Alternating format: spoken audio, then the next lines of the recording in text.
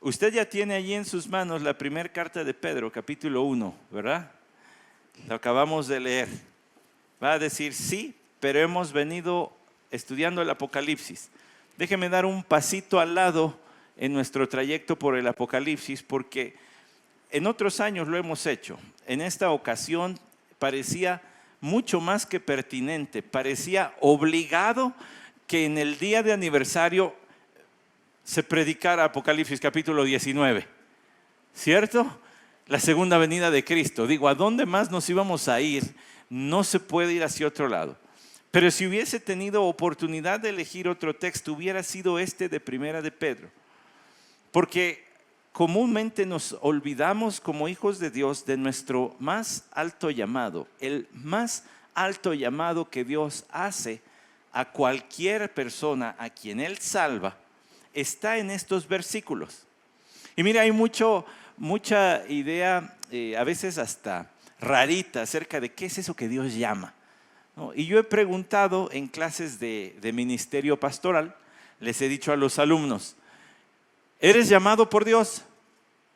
Y la respuesta sonante, sí, amén, amén, ¿no? Ya sabes, está el santo tronido de labios, amén, ¿no? Siempre hay quien truena los labios así. Y responden que sí. Y luego les digo, ¿y qué es ser llamado por Dios? Pues así, que te llama, ¿no?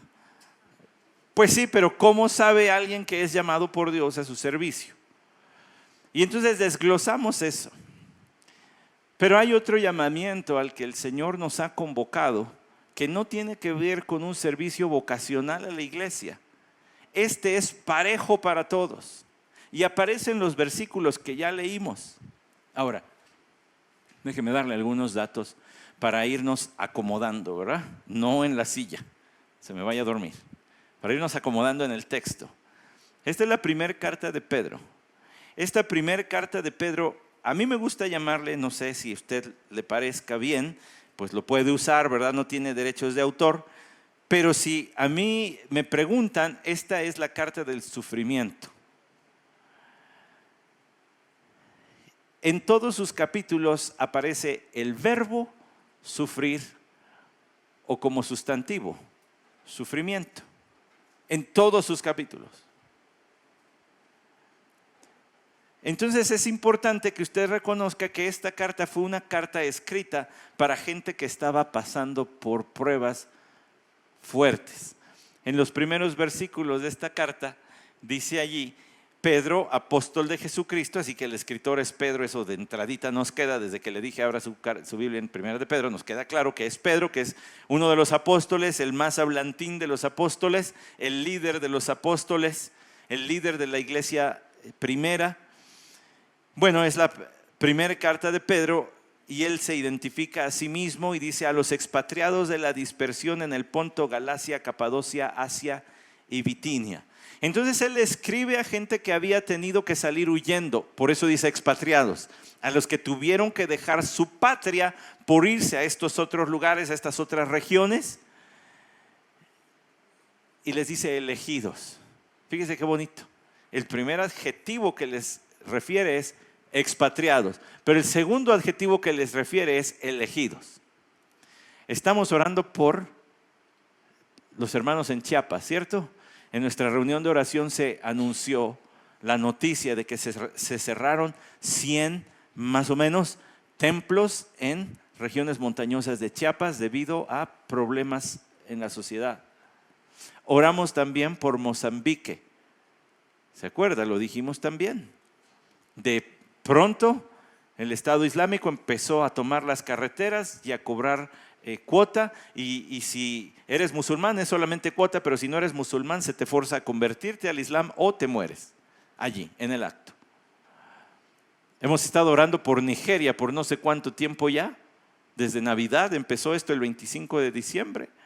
Hemos estado orando por la Huasteca hidalguense, la zona más caliente para ser cristiano, la zona más peligrosa de México, según dicen los que saben de estas cosas, es la Huasteca hidalguense. Hemos estado orando por todo eso. Ahora, imagínense tener a estos hermanos perseguidos, maltratados. ¿Qué les diría a usted? Bueno, es difícil. Las predicaciones en los servicios funerales son de las más difíciles, ¿cierto o no? Pues sí, ¿qué se dice? ¿Cómo traer la palabra para que alivie? ¿Qué le dices a este grupo de creyentes perseguidos que han tenido que abandonar la seguridad de sus hogares, de sus trabajos? Miembros de su familia han sido muertos, están siendo perseguidos. ¿Qué les dices? Bueno, Pedro les dice, son elegidos. La primer capita de ungüento para sanar las heridas es: eres elegido. Les recuerda la elección para salvación que Dios hizo de ellos, y eso se dedica en los primeros versículos. No me pida que los explique ahorita porque no puedo, no me da tiempo. Y luego a partir del versículo 4 les recuerda su esperanza eterna. Bendito sea el Dios y Padre de nuestro Señor Jesucristo, quien según su gran misericordia nos ha hecho nacer de nuevo una esperanza viva mediante la resurrección de Jesucristo entre los muertos.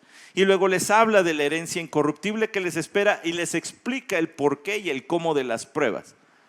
Si es necesario, seáis probados por un poco de tiempo. Escúchame, las pruebas no vienen a nuestra vida a menos de que Dios las considere necesarias. Por eso dice, si es necesario. Platicaba con una hermana de nuestra iglesia y ella de manera muy elocuente esta semana me dijo: Dios permite ciertas pruebas para detonar algunas cosas en nuestro corazón y hacérnoslas ver y entregarlas a Él. Sí, cuando Dios decide que es tiempo de una prueba para exhibir lo que ya está en el corazón, entonces permite que salga a flor de piel por medio de la prueba. Cuando Él lo considera, dice, si es necesario. ¿Para qué? ¿Para darse cuenta? No, ese sería el peor entendimiento de una prueba. Que Dios te necesita probar para Él ver lo que hay en tu corazón. Él ya lo sabe, es para que tú te des cuenta de lo que hay en tu corazón. Y Pedro les dice, si es necesario, por un poco de tiempo. ¿Cómo Pedro sabía que es por un poco de tiempo? Si hay enfermedades que el hombre no puede curar y se constituyen en una prueba para nuestro corazón. Pues sí, pero aunque te acompañe hasta tu último día, será por un poco de tiempo, porque la eternidad es más que esta vida. Esta vida es un soplito, diría Santiago, es una neblina. Y también dice, si es necesario, por un poco de tiempo seáis afligidos por diversas pruebas, diversas. ¿No se ha fijado que a veces no nos llueve sobre mojado, decimos? Pasa una, pero viene con otra cosa. Le voy a poner un ejemplito. Se rompió un tubo de desagüe de la casa, ¿verdad? Algunos están sonriendo de, ya estuvo. Pues sí, ya estuvo, porque usted sabe que cuando uno cambia un tubo se descompone el de al lado. Y como quién sabe cuánto tiempo tenía descompuesto, porque estaba ahí abajo y no lo veíamos, ahora hay que cambiarle allá abajo que ya se mojó y que ya se... Usted sabe, las cosas no vienen solitas. Bueno, ¿por qué Dios permite varias pruebas? Porque ataca desde diferentes frentes para mostrarnos lo que está dentro del corazón y lo entreguemos y seamos santificados. Ahora espérese, porque eso ni siquiera es todavía el texto, es que es una carta bellísima. Y Pedro habla acerca de la palabra del Señor y de la gran bendición que tenemos, ya que los profetas no hablaron de sí mismos, sino que ellos hablaron lo que les fue revelado. Y entonces el versículo 13 dice, por tanto, ceñid vuestro entendimiento para la acción. Está raro que el pastor empiece con un versículo, que empiece su predicación con un versículo que dice por tanto, ¿no? Está rarito que empiece el pastor de allí, porque para entender el por tanto había que entender lo anterior, pues por eso le di un breviario. Por eso le dije más o menos de qué habla antes. Porque en tiempos de persecución, por allí del año 64-65, después de nuestro Señor Jesucristo, los cristianos estaban siendo perseguidos por instrucciones del imperio o del emperador romano, y por eso estaban huyendo por todos lados. Y a su congregación que pastoreaba en Roma, Pedro les dice, pues les voy a enviar una carta para que entiendan estos tiempos. Y les habla, le dije, de que son elegidos, de la salvación y esperanza que tienen en Cristo, del por qué están atravesando estas pruebas y de que tienen la palabra de Dios que les puede guiar en estos momentos, en esta salvación que los profetas quisieron mirar, pero que solamente se les dijo no se servían a sí mismos, sino que ellos les predicaron a ustedes. Por tanto, como si Pedro dijera, bueno, lo siento mucho, hermanos, pero basta de hablar de las pruebas, basta de lamernos las heridas. Ya les dije que son elegidos, ya les dije que son salvos, ya les dije lo que Dios hizo o que está haciendo a través de las pruebas, y ya les dije que les dio la palabra suya para conducirles en esta salvación. Por tanto, ceñid vuestros lomos, los lomos de vuestro entendimiento, vuestros lomos dice para la acción, dice en otras versiones, y aquí la Biblia de las Américas dice ceñid vuestro entendimiento para la acción. Otras versiones traducen vuestros lomos. ¿Sabe lo que era eso? Subirse la túnica a cierto nivel y agarrarla con el cinturón. Las damas entienden esto bien, porque hay vestidos larguitos que están medio estrechitos y entonces ni les deja dar bien el paso. Y aquellos que participamos en dramas de Navidad, sobre todo los varones, entendemos re bien eso, ¿verdad? Que te hacen con mucho cariño, las hermanas te confeccionan tu túnica para ser el cuarto mago o lo que te haya tocado ser. Pero es así como una funda de almohada, pero largota, ¿no? Entonces vas caminando y se te atoran los pies. ¿Qué hay que hacer? Bueno, subirle y entonces amarrártelo con un cinturón y ya te quedan libres las piernitas. Lo que Pedro está diciendo es: tengan control de sus pensamientos. En tiempos de prueba, ustedes necesitan controlar lo que piensan. Es uno de los consejos, hermanos, que a veces uno como pastor parece genio, pero no lo es, solamente repito lo que dice aquí. Cuando un hermano llama y dice, pastor, por favor, ore porque está pasando esto. Tranquilo, hermano, no piense más allá. Vamos a lidiar con la situación como está ahorita. ¿Cuánta sabiduría, pastor? No, lo dice Pedro. Ceñid vuestro entendimiento, tomen control de sus pensamientos. Es que es el efecto del cine. ¿Se ha fijado que hay gente que se mete bien grueso en las películas? Está la película allí y usted está acá con los nachos comiendo. Y de repente se brinca alguien y brincan los de adelante. ¡Ay! ¿Por qué? Porque estaban aquí, ¿verdad? Pero cuando uno tiene más tranquilidad, ¿verdad? Y sabe que está en el cine, que es una película, el asesino no se va a salir o la bomba no nos va a llegar hasta acá o lo que sea, está más tranquilo. Pedro lo que está diciendo es, cuando ustedes se enfocan solamente en sus pruebas, están perdiendo control de su mente, se van a enfocar solo en eso. Y yo ya les hablé de que son elegidos, de que son salvos y de para qué sirven las pruebas. Entonces tengan control sobre sus pensamientos. Además dice, ceñid vuestro entendimiento para la acción. Porque la preocupación te paraliza, hermano. El miedo te paraliza. Necesitas tener control de tu mente. Ahora, no le estoy hablando de filosofías, no, le estoy hablando de la palabra de Dios. ¿Cómo tengo control de mi mente? Pues por la palabra de Dios y el Espíritu de Dios. Por la oración. Por la comunión con la iglesia. Quienes me recuerdan por qué me pasa lo que me pasa. Que estoy viviendo esto, pero que mi vida está con Cristo, no aquí. Todo eso. Espere tantito. Porque dice además, sed sobrios en espíritu. ¿Qué quiere decir eso? Tener compostura, no perder los estribos, no ponerse eufórico, no volcarse sobre sus emociones. Entonces una y otra van de la mano. Pero ahora espere. Porque ¿qué cree? ¿Tiene un momento técnico? ¿Está listo? ¿Puede sobrellevar un momento técnico o ya el calor está mellando aquí? Ahí le va. El único mandato propiamente dicho que hay en este versículo es el siguiente: poned vuestra esperanza completamente en la gracia que se os traerá en la revelación de Jesucristo. Es decir, el único verbo en modo imperativo que aparece aquí en este versículo es poned vuestra esperanza. Pongan la vista no en el problema, sino más allá. ¿Cómo lo van a hacer? Teniendo control de sus pensamientos y siendo sobrios en espíritu.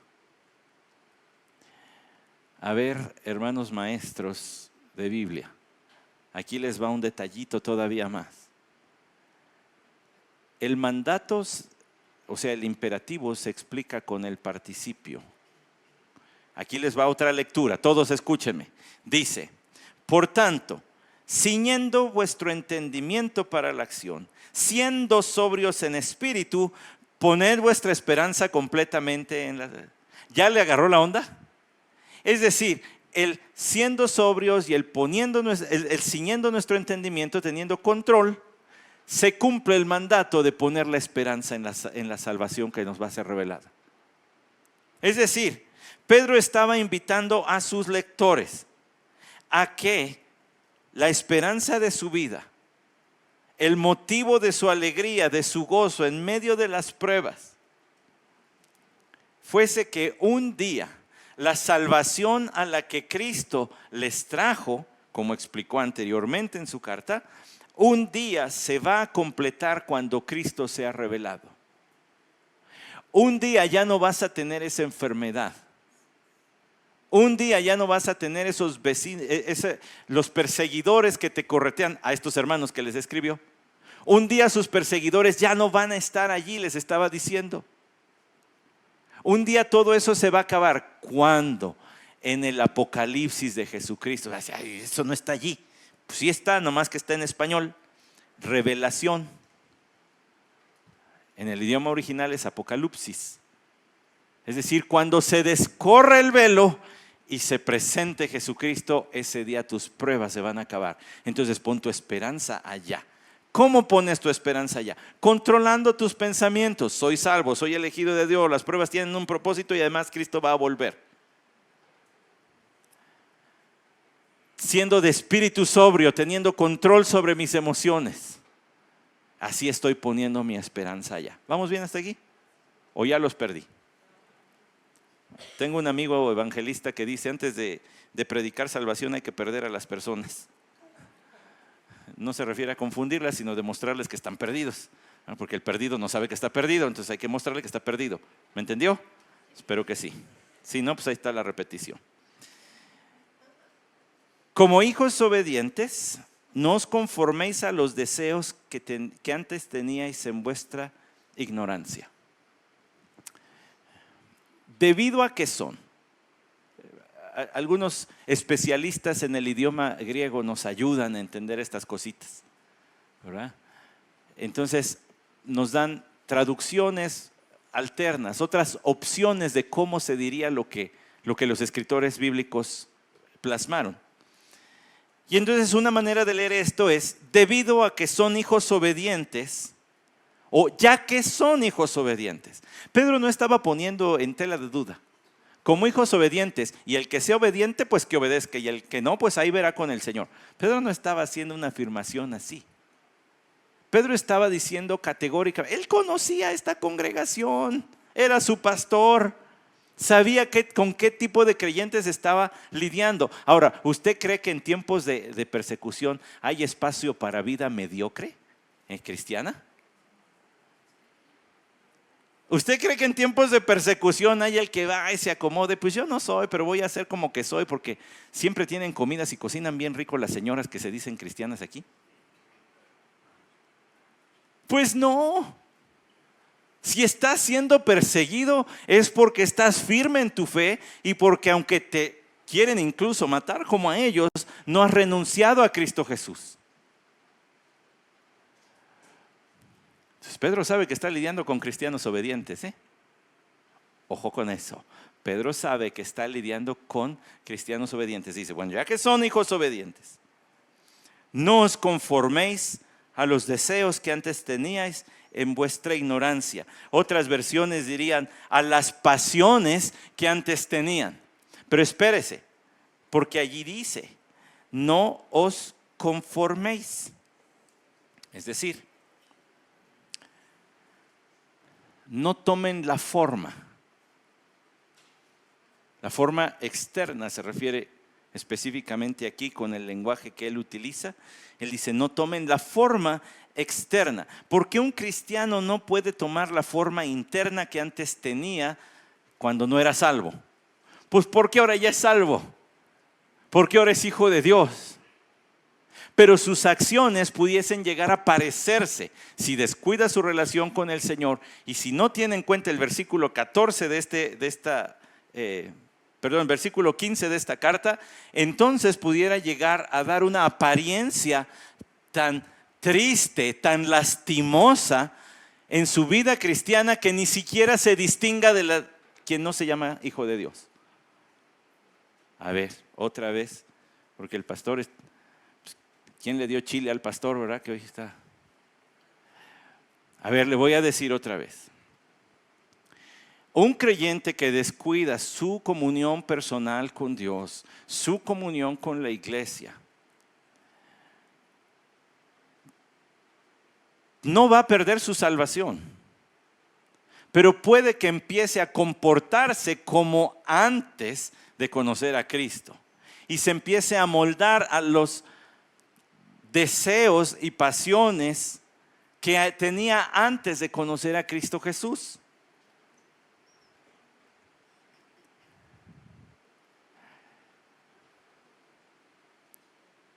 Por tanto, Pedro les dice, ustedes ya son hijos obedientes, no vayan a andar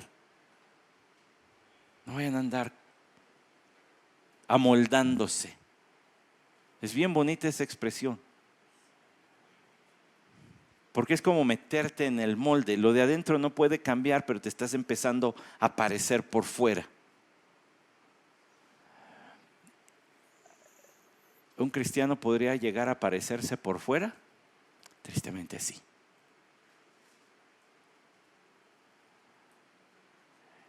Es que no hay nada más engañoso que el corazón. Nada.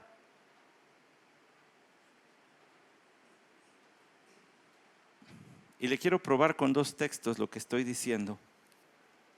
Y están enseguidita, en cartas consecutivas. En Gálatas capítulo 5, vaya al versículo 19, por favor.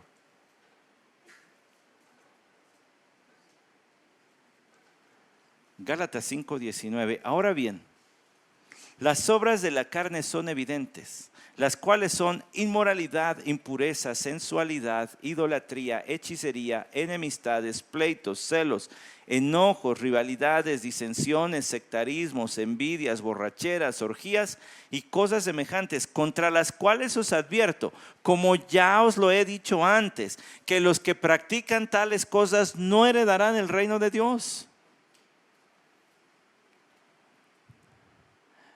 A ver, entendámonos clarito. Heredar el reino de Dios, en este sentido, es participar del hacer su voluntad en esta tierra y de ir a su gloria eterna una vez que pasemos a la siguiente vida. Usted no puede andar de manera constante, impenitente, lo cual quiere decir sin ningún tipo de penitencia, de arrepentimiento, en inmoralidad, impureza o sensualidad, y pensar que un día va a heredar el reino de Dios. Pastor, no se preocupe, ya la libré. Yo no ando en eso. ¿En serio? ¿Qué le parece que sacamos el historial de internet de todos y lo ponemos aquí?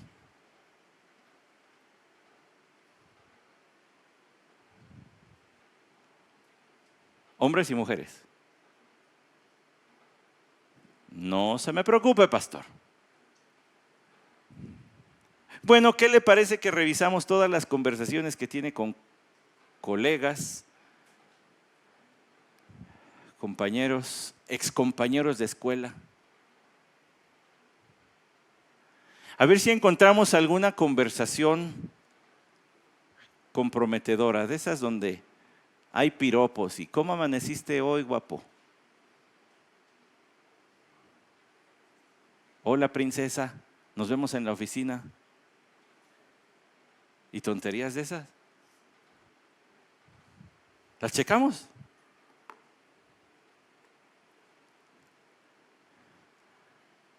O la exnovia de la secu.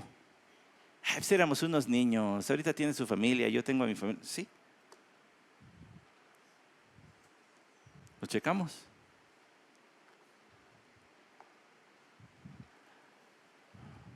Porque quien anda en esas cosas de manera impenitente, continua, ¿cómo puede decir que va a heredar el reino de Dios? ¿En qué cabeza cabe que Cristo Jesús, en qué cabeza cabe que Dios decidió colgar a su Hijo de una cruz para rescatar tu vida? Pero tú dices, pero sí se puede. O sea, sí se vale, pues es poquito. ¿En qué cabeza cabe que un Dios santo va a tolerar un pueblo pecaminoso?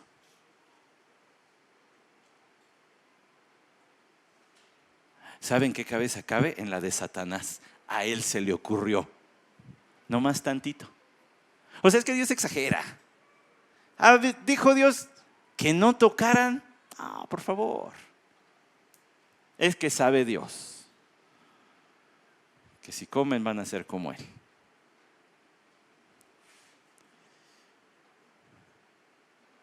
Bueno, la siguiente está más fácil. Idolatría, hechicería. Hechicería se refiere a la práctica ocultista. ¿Será que está más fácil? Mire, está fácil escandalizarse de un vecino que yo tuve hace muchos años, que un día me llevó a su casa y entramos a su habitación. Me dijo, déjame enseñarte algo. Y tenía uno de esos roperos como de cri-cri, ¿no? De toma el llavero, abuelita. Entonces sacó sus llaves y abrió una puertecita donde había un espejo. Cuando abrió la puerta del espejo, literal, cayeron decenas de estampitas de ídolos. Pues no sé ni cómo se llaman los ídolos, pero de esos cayeron decenas. ¿Por qué cree? Porque había un cerro así de estampitas y entonces se desbordaron. Y me sacó ahí lo que me quería mostrar que tenía guardado bajo llave. Pero es muy fácil caerle a bibliazos a una persona y decir, no puede ser. Cuánta idolatría en este hogar. Este me desabroché aquí.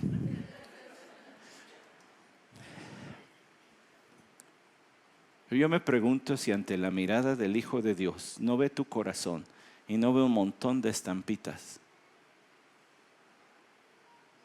donde tú piensas que el dinero te haría, un poco más de dinero te haría feliz. Un poco más de amistades te harían feliz. Ropita de mayor calidad te haría feliz. Y no estoy diciendo que progresar sea malo, estoy diciendo que la obsesión pecaminosa de pasar sobre otros, de pasar sobre las normas de Dios con tal de obtener las cosas materiales, eso se llama idolatría. Poner tu esperanza en otra cosa que no sea Dios, eso es idolatría. Pero si ante la mirada del Hijo de Dios tu corazón sale como el ropero de ese hombre, entonces no estás salvo de esto.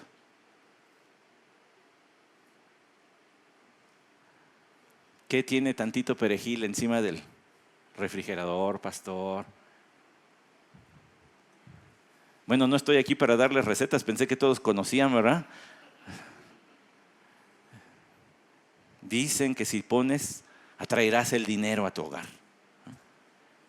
No le apunte, no, espérese, no estoy dándole ideas.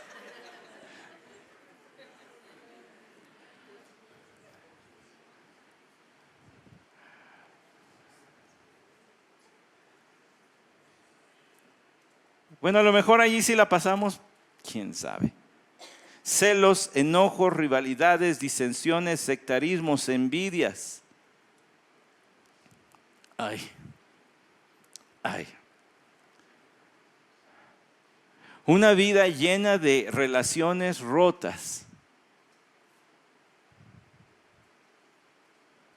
Una vida llena de relaciones rotas. Bueno, cualquiera de mis hermanos automovilistas, no hagan esto, no es invitación, es parábola. Que agarre su carro y se meta en sentido contrario en el eje que está aquí. Y lo pare la patrulla. Y el oficial le diga, señor o dama, ¿va usted en sentido contrario? No, todos ellos van mal. No solamente lo van a multar, lo van a meter al manicomio. ¿Cómo van a ir todos ellos mal? Usted es el que va mal. Una vida de relaciones rotas, ¿qué crees que dice de ti, hermano, hermana? ¿Que todos están mal? Ay, pastor, pero pues es parte de la vida, es parte de vivir en un mundo caído y le empezamos a echar. Sí, y también es parte de la Biblia, amarás a tu prójimo como a ti mismo.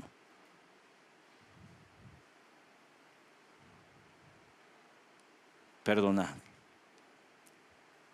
Porque si no perdonáis a los hombres vuestras ofensas, tampoco vuestro Padre.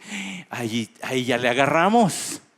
No es que la salvación se gane porque perdone yo o no, sino que el reflejo de mi perdón, o más bien que el perdón divino está reflejado en mi perdón humano que se extiende a otros. Pero todos van en sentido contrario, ¿verdad? Tú vas bien por la vida. Tú eres la víctima de tu vida y de todos los malos alrededor tuyo.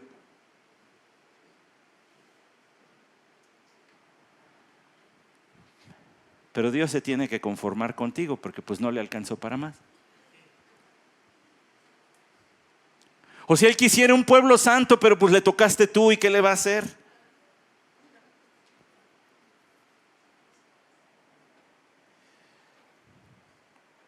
Borracheras, orgías y cosas semejantes. ¿Sabe por qué pone borracheras y orgías juntas, Pablo? Porque iban de la mano. Era parte de la adoración perversa de ídolos sexuales. Y hoy hay un gigantesco ídolo a nivel mundial que se llama sexo. Y se asesinan niños para poder seguir teniendo sexo. Y se adoctrinan niños en homosexualidad bajo la estampa de tolerancia, aceptación, para poder involucrarlos a la más temprana edad que se pueda en actos sexuales. Para eso están educando a los niños. Y tienen desfiles de homosexuales frente a ellos para adoctrinarlos. Y si no lo ha leído y si no lo ha visto, pues no le recomiendo que lo vea, pero sí le recomiendo que abra los ojos a lo que está sucediendo en nuestro mundo. ¿Me explico? Se ha hecho un ídolo el sexo. Pero pues, no está tan malo, ¿sí? Pues depende. Dios dio el sexo para bien, como una bendición, pero el hombre lo ha transformado en una perversión. Mientras que sea dentro del matrimonio, está dentro del plan de Dios. Y aún allí, con cuidado de algunos temas y de algunos extremos, pero lo que hace la sociedad y promueve no es el plan de Dios para esa bendición, contra las cuales os advierto, como ya os lo he dicho antes, que los que practican tales cosas no heredarán el reino de Dios. Puedes cantar, canta la creación, santo, canta el pueblo al rey, santo, y puedes cantar todas las veces que quieras santo, pero si andas en eso, no te sirve de nada. En Efesios capítulo 5, versículo 3 dice, pero que la inmoralidad y toda impureza o avaricia ni siquiera se mencionen entre vosotros, como corresponde a santos, ni obscenidades, ni necedades, ni groserías, que no son apropiadas, sino más bien acciones de gracias. Porque con certeza sabéis que ningún inmoral, impuro o avaro que es idólatra tiene herencia en el reino de Cristo y de Dios. Que nadie os engañe con palabras vanas, pues por causa de estas cosas la ira de Dios viene sobre los hijos de desobediencia. Por tanto, no seáis partícipes con ellos, porque antes erais tinieblas, pero ahora sois luz en el Señor, andad como hijos de luz. Hasta ahí voy a dejar la lectura. No corresponde a los hijos de luz andar en las obras de las tinieblas. No es para nosotros. Que nadie os engañe. Hay muchos apologetas del pecado. ¿Sabe que apología quiere decir defensa, verdad? Hay muchos que defienden, le buscan. ¿Por qué yo o por qué tú eres la excepción a lo que Dios dijo? Y te aseguro que la van a encontrar. Cualquier texto fuera de contexto se puede utilizar para pretexto. Así que tienes que estar muy pendiente. Pero ¿sabes de quién tienes que estar más pendiente? De ti mismo. Porque si algo podemos ser expertos es en justificar nuestros propios pecados. Y entonces decir, pero no es tan malo. Con razón el Señor hablaba de sacar la viga que está en tu ojo antes que pretender sacar la paja en el ojo de tu hermano.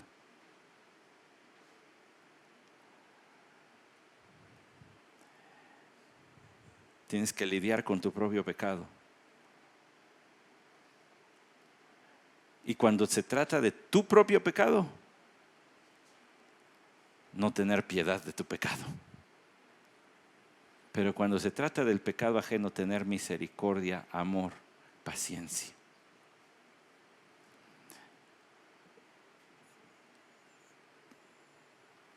Implacable contra el tuyo, paciente contra el ajeno. Ahora regrese a 1 de Pedro capítulo 1.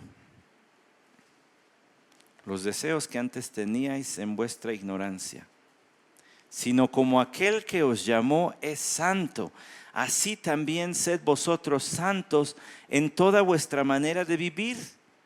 Porque escrito está, sed santos porque yo soy santo. No sé su Biblia, los que editaron la mía pusieron eso de sed santos porque yo soy santo en puras mayúsculas. Lo cual indica que eso se menciona en otro lado. Le voy a decir en dónde está, una de las ocasiones. En Levítico capítulo 11 versículos 44 y 45 dice, me seréis santos porque yo soy santo.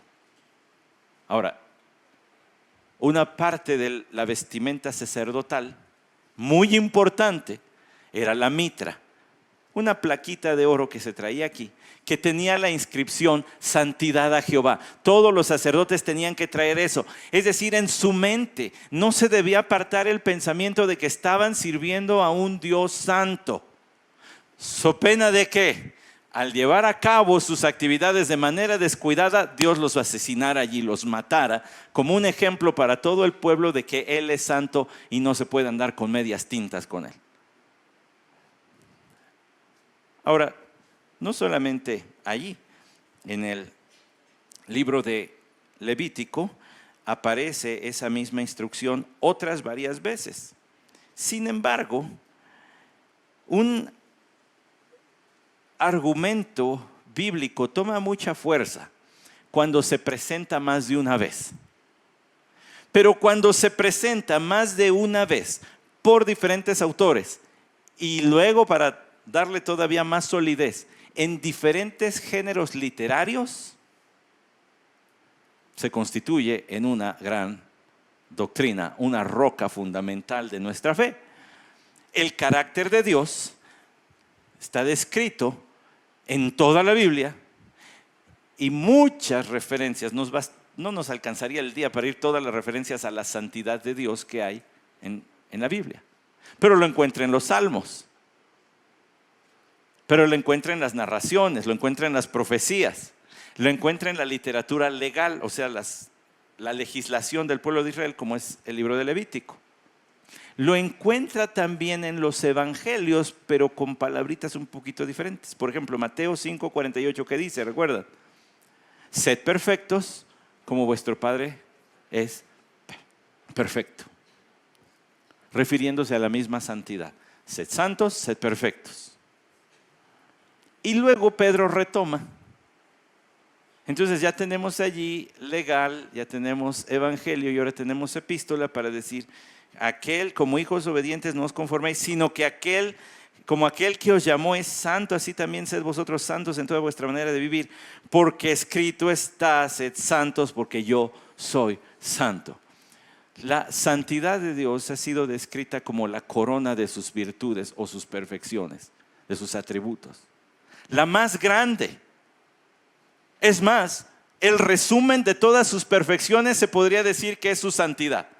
El hecho que Dios es perfecto en todo aspecto se puede decir es santo. Pero hay otra cualidad a la que alude la santidad de Dios. Me quedan, diría alguien, regáleme 12 minutos de su atención. Regáleme 12 minutos. Bueno, la santidad de Dios alude a otra cuestión, a la cuestión moral también. La cuestión moral de la santidad es que Dios está apartado de todo pecado. En Él no hay pecado. Ni Él puede ser tentado, escribió Santiago, ni Él va a tentar a nadie a pecar. Cuando Dios juzga, lo hace en base a su santidad, a su misericordia, a su justicia, a su amor y a todas sus perfecciones, incluido, por supuesto, como dije, a su santidad. La norma, el estándar a quien uno se mide, no son ni siquiera los hermanos de la iglesia ni los pastores de la iglesia. La norma es la santidad de Dios. A medida que un creyente madura en la fe, la santidad de Dios se convierte en lo más deseable para su vida.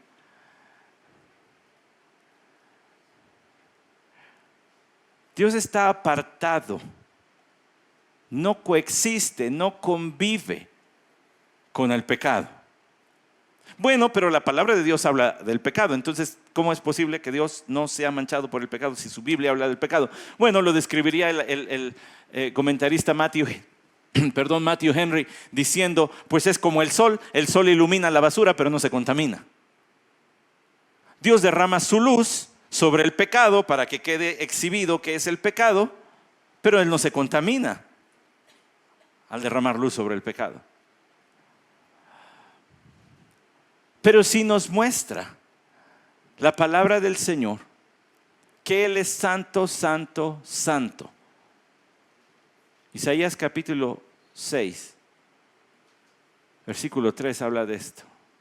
Y hace rato cantábamos un himno que está basado ¿en qué? En Apocalipsis capítulo 4. Donde dice que los seres celestiales que revolotean alrededor del trono celestial cubren su rostro, cubren sus pies y con 2 alas vuelan. Y se la viven adorando la santidad de Dios. Y dicen: santo, santo, santo.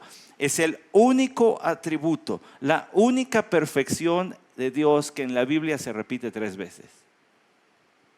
Usted no encuentra que diga misericordioso, misericordioso, misericordioso. Justo, justo, justo. Dice santo, santo, santo.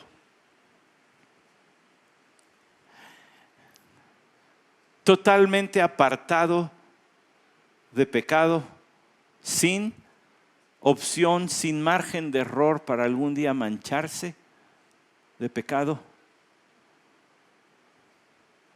Perfectamente puro. Y aquí viene la parte estremecedora, que la Escritura afirma: y sin santidad nadie verá a Dios. Y aunque es la corona de las virtudes, de las perfecciones divinas, ahora regáleme 8 minutos de su atención. Y aunque es la corona de las perfecciones divinas, es la verdad más aplastante de toda la Biblia. Es la verdad más desesperanzadora de toda la Biblia.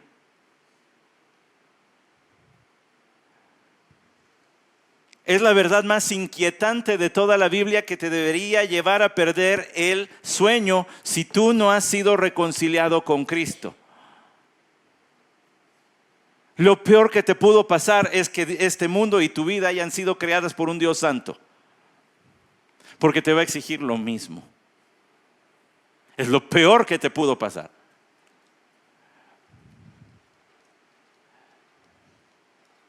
Que todas las cosas estén desnudas ante su mirada. Y que de pronto tomes conciencia de los pecados que cometiste cuando tenías 11 años, 20, 25, o la edad a la que estés. Ahí vele metiendo, todos cometimos pecados, todos. Por eso todos hemos pecado y estamos destituidos de la gloria de Dios.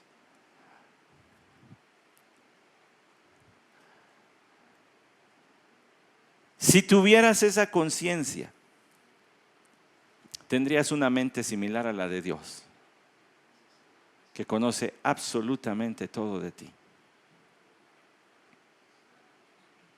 No sé si fue Leonard Ravenhill, no recuerdo quién se lo leí, pero digamos que fue él.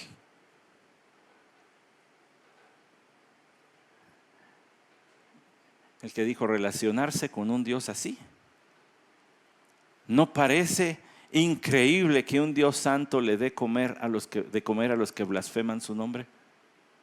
Tanto amor, tanta gracia. Y un día tú y yo estábamos entre los que blasfeman su nombre.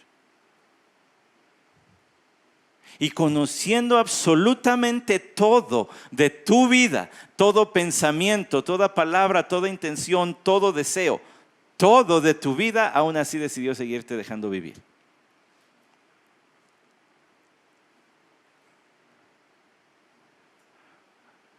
Se siente el ambiente pesado, ¿verdad?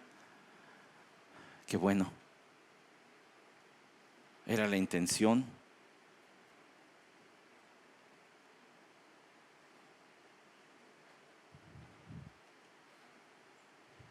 Porque es una mentira salida de los labios del diablo que el Señor se va a conformar con menos que eso. Que puedes vivir tu vida cristiana mediocre. Que a Él no le queda otra, pues es lo que hay. Que puedes vivir una vida cristiana a medias. Hoy sí, mañana tal vez, o al rato en la noche ya no. Pero que al Señor no le queda de otra. Pues ya te rescato. ¿A dónde me hago si ya estás aquí? Y que va a bajar sus estándares por ti. Pensamiento más egoísta. Pero a mí sí me acepta así. O sea, a todos les dice que tienen que dejar todo, pero a mí no.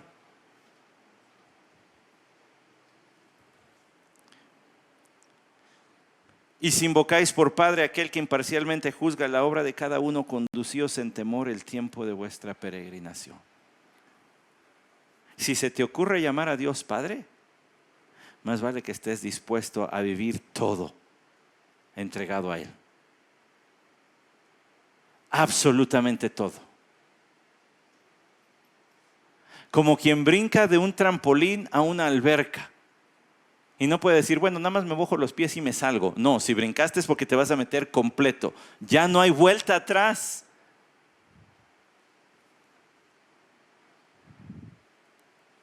Espérame tantito. Debido a que el que los llamó es santo, ustedes también sean santos en toda vuestra manera de vivir. Pastor, pero ¿no le queda claro que eso es imposible? ¿No le queda claro que la Biblia incluso ha hecho provisión porque eso no es posible? Ser totalmente perfecto en esta vida no es asequible. Me queda perfectamente claro, como me queda perfectamente claro que dice aquí que conducíos en temor. Conducíos en temor todo el tiempo de vuestra peregrinación. Aquí le va una definición de Charles Spurgeon acerca de qué es el temor de Dios. Temer a Dios es lo siguiente, de acuerdo a Charles Spurgeon: un estado bendito de timidez y temor sagrado, no sea que ofenda a su Dios y Salvador. Hay una timidez sagrada. Señor, no te quiero ofender. No te quiero ofender. Y procuraré vivir mi vida para no ofenderte. Eso es andar en el temor de Dios. El miedo de Adán y Eva es el miedo culposo por el cual se fueron a esconder y decir, no quiero saber nada de este Dios. Pero esa es otra cosa. El temor del creyente, del que habla Pedro, conducíos en temor, todo el tiempo de vuestra peregrinación, es esa inhibición que sentimos de pecar. Pablo dijo, no os embriaguéis con vino en lo cual hay disolución. La disolución está en este extremo. Para los que no ven, mi mano está muy acá. Y el temor de Dios está en este otro lado, muy lejos.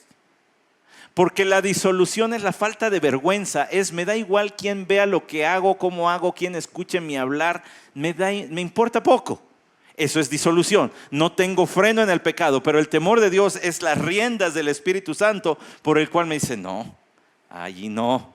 Esto no conviene, no es por allí, detente. Es ese microsegundo que me da el Señor para detenerme antes de caer en la tentación y que la tentación conciba y dé a luz el pecado. Ese es el temor divino. Condúcete, aprende a identificar lo que el Señor te muestra en su palabra para que en el momento de la tentación puedas detenerte. Y condúcete allí. Sed santos, porque el que les llamó es santo. Y porque por toda la Biblia dice que es santo. Y porque si Él entregó no una parte de su Hijo, sino a su Hijo completamente, está esperando que hagas exactamente lo mismo tú y te rindas completamente a Él. ¿No es interesante que el Señor dijo, si alguno quiere venir en pos de mí, niéguese a sí mismo, tome su cruz cada día y sígame? Y Él hizo exactamente eso, tomar la cruz.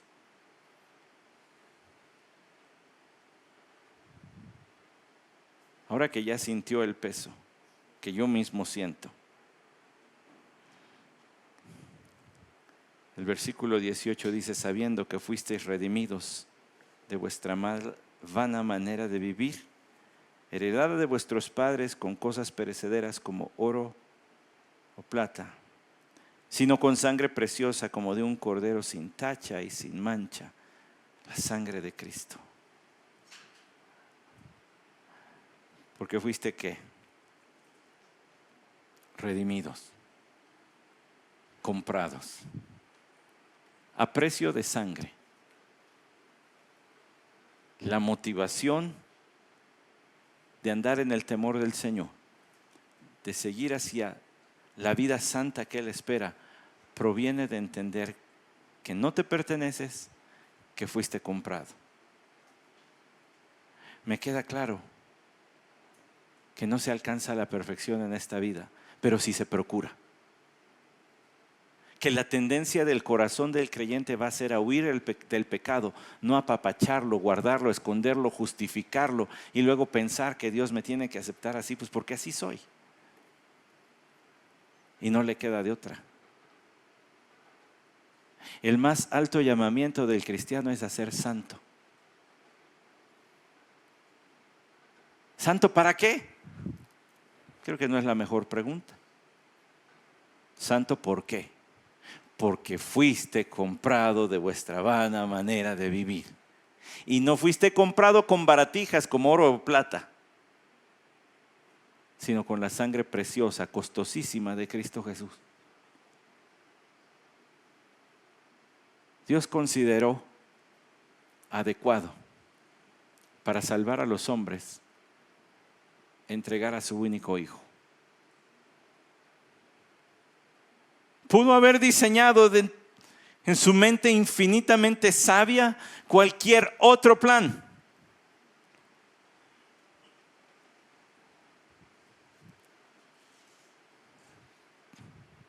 Pero todo lo puso bajo un solo nombre, para que al nombre de Jesús se doble toda rodilla de los que están en el cielo y en la tierra y debajo de la tierra, y toda lengua confiese que Cristo es Señor, para gloria de Dios Padre. Si has sentido el peso estrujante, aplastante de la santidad de Dios, entonces es la peor noticia que te pudieron haber dado, y la mejor noticia que te pudieron haber dado es: pero hay salvación en Cristo Jesús del castigo de no ser santo como Dios. Y entonces la desesperanzadora realidad de la santidad de Dios viene con la esperanza: pero hay salvación en Cristo, hay perdón. Y no es una puerta en la que entraste una vez, bueno, sí, tu justificación, pero el arrepentimiento y la fe y el perdón que necesitamos de Dios es algo a lo que regresamos diario.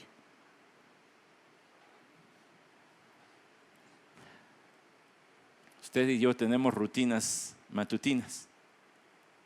Hay quien se levanta de la cama y pone sus pantuflitas porque es friolento y avanza hacia asearse o hacia preparar su ropa para el trabajo, no lo sé. Hay quien va a la cafetera, ¿verdad? Antes de que pasen 5 minutos el café ya tiene que estar. Pero aún más que eso es venir a la gracia del Señor todos los días, a cada instante. El pueblo que Dios quiere es un pueblo que está completamente rendido a Él, cuya aguja de su brújula va a ser siempre a la santidad. ¿Que se va a mantener ahí perfecto? No, pero que va a regresar, porque hay suficiente gracia, porque hay más gracia que pecado. Pero que jamás va a decir, a justificar sus propios pecados. Ese es el pueblo que el Señor quiere. La semana pasada le presenté al Rey de renovación, ¿verdad? Les dije: renovación, he aquí tu Rey. Ojalá que ahorita selle el trato y diga: Rey, he aquí tu renovación. Pero empieza por usted, y por usted, y por usted, y usted. Empieza por cada uno. Usted no se baña en mi lugar, ¿verdad? No dice: pastor, me voy a bañar en su salud. Yo lo tengo que hacer por mí mismo. Tampoco esta respuesta a esta palabra de Dios se hace colectivamente, se hace individualmente. Y este es el momento.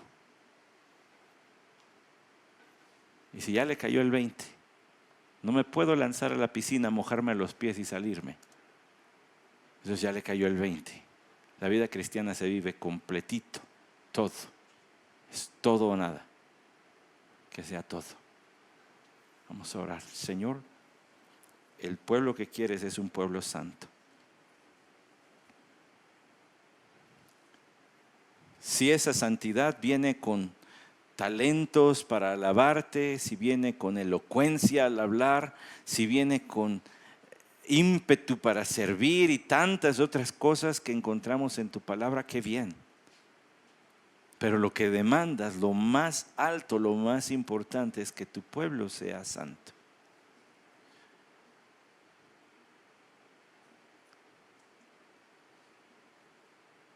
Danos esa santa inhibición de pecar cada día más.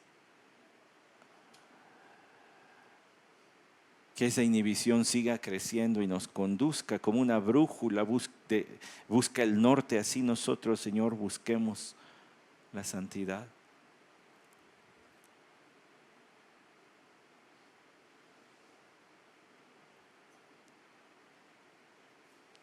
Ayúdanos, porque ya nos diste tu espíritu para obedecer incluso este texto.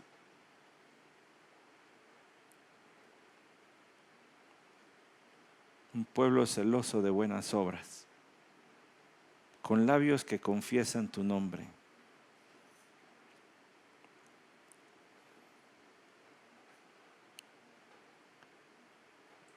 Amado Rey, aquí está tu renovación. Amén.